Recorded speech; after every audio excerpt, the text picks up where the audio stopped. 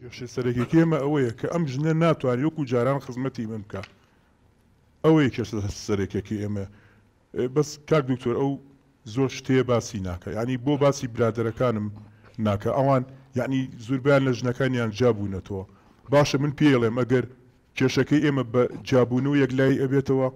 قەیچێکە خۆ من و ئەو یەکەم کەس وەخی کەس نابین جابینەوە، من سوور بزانم کێشەکە بە جابوونەوە حل ئەبێ قەیچێکە با جابینەوە چی تایە؟ کاکە شێرکۆ من تێ ناگەمیانی تۆ چۆن بیرەکەیتەوە جابوونەوە کێشە حەلەکات ئەم کێشەیەوە مناڵەکان مناڵەکان کێشەکەی تۆەوەی بە قوربان ژنێنی وڵێ ئەڵێ ژن بێنە ئەخۆ ڕێلی نەگرتوێ لە بڕۆ ژنی تر بێنە بۆ نایهێنی تۆ ناچی ژن بێنی بە پارەی خۆ تێ بە پارەی ئەوان ژن بێنی. من پێم وتی من ناتوانم دوو ژن بەخێوکەم بەڕاستی ئللا ئەبێ ماڵی باوکی و یا هاو باشە بۆ سەبر ناکەی ماوەی چەندە نەخۆشم خێزانەوە 3 ساڵەوە بزانم وەکو باسان کرد باشەی وایە بە قوربان 10 ساڵ نەخۆشە دوایەوە چاگە بێتەوە بۆ سەبر و تەحمل نییە بۆ سەبر ناگری کێڵە عیلاجەکان وردە وردە کاریگەری نابێ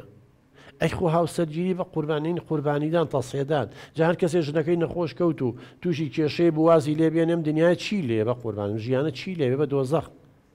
ڕەمە خەڵکە ناسم بە قورآن 15 ساڵ 20 ساڵە بە دیار ژن و مناڵیەوەیەتی بە خێویانەکە خزمەتیانەکە پاچیان کاتەوە چیەکە تەمەن بەرامبەرەکەشی ژنی شەرواکە بۆ مێردەکەی ناکرێت تۆ ئەمە من هەستەکەم وەکو پەڵب وایە بەخوا کاکە ئیمکانیەت سەبر بێت تەحمل بێ وەڵام من تەسەورەکەم ئەگە تۆ سەبر و تەحملێ هەبێ واز لە مەشروب خواردنەوە بێنی واز لە قومارەکەەوە بێنی کە کەسوکارێت زۆر بەوە کەسوکاری ئەو ئیزعاجن کە سقەیان نییە من دڵنیام و کاتە کەسوکاری لەوانەیە هاوکاری شێ بکای یارمەتی شێبا تۆ جارێ سەبر لە براکەم کێڵە جارێ لە بەردەممانە چەندەها ڕێگە هەیە یەکێ لەوانە ئەگەری زۆر هیچڵە چاک بێتەوانێ من راپۆرتی پزیشکەکەم خوێنەوانە دەرمانەکان زۆری کاریگەری هەبووە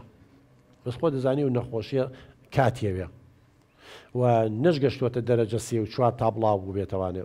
دەسەرەتایەتی و عیلاجەکانیشی باش ڕۆشتووە تۆ بۆ من هەستەکەم ئەمە و کردووە بە بیان و پەڵب ئەچینا بەخوا من نازانم پیاوی وەکو جەنابە عاجزمە بە من قسەکان ڕاستە زۆر جاڵێ قسە حەق ڕقە بەڵام ئەوە حەقیقەتە ئەم ئافرەتە نەخۆشە پێویستی بێ هەمومان پشگیری بکەین ئەزانی لەلایانی دەرونیەوە چەند گرنگە تۆ پشگیریان بکەین بەخوا چەند دەرمانەکان کاریگەری هەبێ لەسەر چاکبوونەوەی لایەنی دەرونی کە دڵخۆش بێ و کە گەشتبین بێ و مشکلەی بۆ دروست نەکەی دوو ئەوە کاریگەری هەیە لەسەری فەرموو باوکە جان ئاخر کاک دکتۆر توخواوە کێ قسێ ئەمەڵێ یعنی زۆربەی خەڵک ئاوایان ئەخواتەوان ئەم یعنی بە پەتی خەڵک خۆی خنکێنێ جارێ ئەم یەک دنیا برادری خراپی یعنی ناتوانێ وازیان لێبێنێ هەر برادەرەکانێت یعنی فێری قومار و مەشروب و ئەو شتانەیان کردووە ئەم یعنی بیانۆ هێنێتەوە پێش ئەوەی من نەخۆش بوومە هەموو کاتی ئەی و ژنە هێنم بەڵام کە نەخۆش کەوتم یعنی ناچار بووم بڵێم بیهێنێ یعنی بۆ ئەوەی یعنی تووشی کێشە نەبین من و ماڵ و مناڵم سەرمان لێ نەشێوێت ئێشتا ئەم لەسەر ئەوەش یعنی داوای پارە لە ماڵی باوکمەکە ئەوێ ماڵی باوکم هاوکاریکەین یعنی هیچ ئایلێ بڕوا ناکەم هەوڵ ینی بێوێت ینی ژن بەسەر کچەکەی بێت هیچ کەسێک ئەوە بە پارەی خۆشیان ئەزای چۆنە کچی من ئەگەر بێت و حاڵەتەکە کاک شێرکۆ یعنی یەکەم ئەگە تۆ ئیمکانیەتی هەیە و ئیمانی هەیە و متەدەیینی و بەو شێوە بیرەکەیتەوە بۆ هەیە ژنی دووەم بێنی بەڵام بێ عەدالەت ڕاگریتووە مشکلەکە و چییە ئەمە لێ بڕۆ ژنی دووەم بێنە یعنی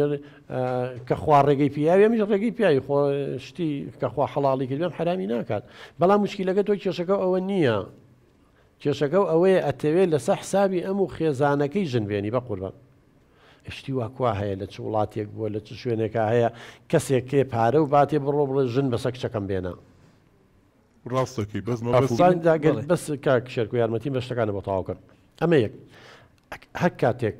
ئەو باسمان کرد لە ناحی دینیەوە گەر خۆ قەناعەتت بەوە هەیە بەس تۆ خۆی تەوانێ قمارێکی دوو ڕۆ ناکەم باوەڕێ بەوە هەبێت دووەمیان ئەگەر باوەڕیشی بەوە نەبەوە گە ژنەکە و کەم تەرخەمە ناتوانێ وەکو هاوسەر ئەرکەکانی هاوسەرگیری جێبەجێ بکات مافی خۆتە یاساش ڕێگە و پێەیە بەڵام ئەم ئەو شتانەی نییە نەگەشتوەتەوە حاڵەتە کە نەتوانێ وەکو هاوسەر پێداویستیەکانی تۆ وەکو ئینسان هەم لە ناوماڵە هەم لە پەیوەندی کۆمەڵایەتەکانە هەم لە پەیوەندی شخصیە لەگەڵ تا ئەمانەی نییە بەڵام ێستا تۆ ئەتەوێ لە ڕێگەی ئەمەوانێ ژنی دووەم بێنی لە کاتێکیشا ئەوان مەترسیان هەیە کە پێشتر زۆر وعدە پیاون و جێبەجێو نەکردووە و زەمانی ژنێت تۆ ئەڵەی تۆ بزان من چی بم بە زەمان ینی سبەی ئەگەر کردە من چی بکەم ڕوزەدی لای ئەوانە بە من چی پێ بم کاک شێرکۆ تۆگە لەسەر مەشروب خواردنەوە و بەردەوامی تۆ گەشتۆتە حاڵەتی ئالوودەبوون بە قوربان چکە من کەوت زانیاریانەی کۆمان کردەوە کە پرسیارم نەخۆشە کرد لە هاوڕێکانی شکرد لەم ینی ئەو حاڵەتی تو ئەم هەموو شەوێکە ئاخۆیتەوە ئەمە پێڵە مدمین ئالوودەبوون تۆ پێویستە بە چارەسەر هەیە ینی پێویستە ئێستا چارەسەر عیلاج وەرگری بۆ کەمکردنەوەی ئەم مەشروبەوە بۆ نمونە لە جیاتی هەموو شەوێ بیکەیت بە شەو ناشەوێت اینجا شەوێک و 3 شەو نەیخۆیتەوە اینجا شەوێک و 4 شەو نەیخۆیتەوە 5 شەو بەم شێوە اینجا پسپۆری تایبەت هەیە لەو بوارەیە دەرمانێک دەیاتێ و دەودە قێزت لە مەشروبەکە خۆتەوە ئەبێتەوە هەربی خۆیت ئەڕشەیتەوە کەواتە ڕێگە چارە هەیە بۆ ئەوی وازدەوە بێنی تۆ برادری خراپێلی دوورکەیتەوە بە قوربان تۆ نمونەیەنی تۆ خەڵک نمونەی جوانێنێتەوە برادری باش بە قوربان تۆڵی برادەرەکانی من هەمووی لێک جابوونێتەوە بۆ منیش لێک جانمەوە تخواوە حەلە